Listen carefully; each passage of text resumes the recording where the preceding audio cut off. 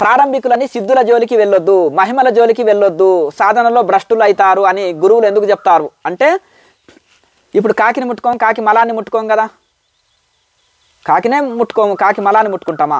అలాగే ఈ సిద్ధులు ఎందుకంటే కొత్తవాడికి నేను ఇంత సిద్ధి పొందినాననే అహంకారాన్ని ఇస్తాయి, సాధనలో ముందుకు వెళ్లకుండా పతనం చేస్తాయి. కాబట్టి గురువులు సిద్ధుల జోలికి వెళ్ళొద్దు అన్నారు, ఋషులంతా చెప్పారు.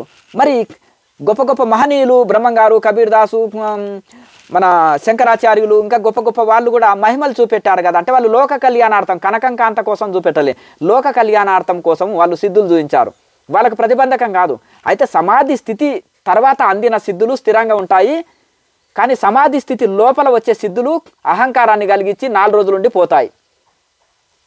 కనుక ఈ యొక్క ఆ మహానుభావులు శరీరాన్ని మనసుని ఆధీనంలో పెట్టుకొని నిరాంకారులై దాసభావనతోటే ఆ లోక కళ్యాణార్థం కోసమే అవసరాన్ని బట్టి వినియోగించారు, ప్రదర్శన కోసం చూపించలే. కనుక కొత్త సాధకుడికి ప్రతిబంధకాలు సమాధి స్థితి తర్వాత కలిగిన వచ్చే సిద్ధులు స్థిరమైనవి, స్థిరంగా నిలుస్తాయి. అవి మనిషికి అహంకారం ఇవ్వవు, దాసభావాన్ని కలిగిస్తాయి. ఓం. మరి ఈ తాంత్రిక సాధనతోటి కూడా 41 రోజుల్లో కూడా సిద్ధులు వస్తాయని కొందరు అంటారు. వస్తాయి, అందరికి రావు, వాళ్ళ పూర్వజన్మ పుణ్యం చేత. కానీ ఆ తాంత్రికం వాళ్ళు మ్యాక్సిమం గృహస్థులే అయి ఉంటారు, సన్యాసులు తాంత్రిక సాధన చేయరు. కానీ ఆ గృహస్థులు ఏం చేసేసారు, ఆ 41 రోజులు వచ్చిన సిద్ధులతోటి వాళ్ళు ఇతరులకు చెడు చేయడానికి వినియోగిస్తారు, డబ్బులు తీసుకొని చెడు చేయడానికి వినియోగిస్తారు. అప్పుడు ఏం చేసేసారంటే ఆ సిద్ధులు 4 రోజులు ఉండి వెళ్ళిపోతాయి, లేదంటే ఆ సిద్ధులు వాళ్ళకే నష్టం కలిగిస్తాయి, తిరిగి చెడు చేసిన వాళ్ళకే నష్టం కలిగిస్తాయి. అవి ఎటువంటిదంటే కూరగాయ చెట్ల లాంటివి. కూరగాయ చెట్లు ఒక 40 రోజులనే పంట వస్తుంది, 40 రోజులనే ఒక 2 నెలల లోపలనే పంట అయిపోతుంది. ఈ యొక్క తాంత్రిక సాధనతో వచ్చే సిద్ధులు ఇటువంటివి. మరి సమాధి వలన వచ్చే సిద్ధులు ఏంటిదంటే స్థిరమైనవి. ఇవి నాటు మామిడి చెట్లు, కొబ్బరి చెట్లు ఇటువంటివి. ఇవి జీవితాంతం కాస్తాయి, బండ్ల కొద్ది కాస్తాయి.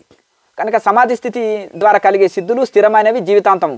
ఇవి అనంతం అన్నమాట. అనంతము కల్పవృక్షం, కామధేనువు లాంటివి. ఇవి స్థిరమైనవి అన్నమాట. కనుక ఈ యొక్క తాంత్రిక సాధనల జోలికి వెళ్ళే కొద్దీ ఆత్మ ధ్యానం చేయండి, ఆత్మ సాధన చేస్తే నిర్వికల్ప సమాధి వలన కూడా సిద్ధులు వస్తాయి, అవి స్థిరమైనవి. కానీ స్టార్టింగ్లో సిద్ధుల మీద కోరిక ఉంటుంది, కానీ సమాధి స్థితి అందుకున్న తర్వాత సిద్ధుల మీద కోరిక ఉండదు. ఎందుకంటే ఇంకా అది పరిపూర్ణుడై బ్రహ్మానందం ఈ సమాధి స్థితి అందుకున్నంత వరకు వెళ్తీ ఉంటుంది మనలో, ఇది కావాలి అది కావాలనే కోరికలు ఉంటాయి. అది అందుకున్న తర్వాత పరిపూర్ణ సుఖం అందుకుంటాం కనుక మనలో కోరికలు చచ్చిపోతాయి, ఇంకా కోరికలు అనేది ఉండవు. కోరికలు లేనప్పుడు ఇంకా దేని మీద మోహం ఉంటుంది, కోరికలు ఉన్నప్పుడే కదా మోహం. కనుక ఆ విధంగా మనకు ఇటువంటి అన్ని మోహాలు పోతాయి. ఒకవేళ లోక కళ్యాణార్థం కోసం వచ్చినా వాటిని ఋషులు వినియోగించినా వాళ్ళకేమీ ఇబ్బంది ఉండదు. ఓం.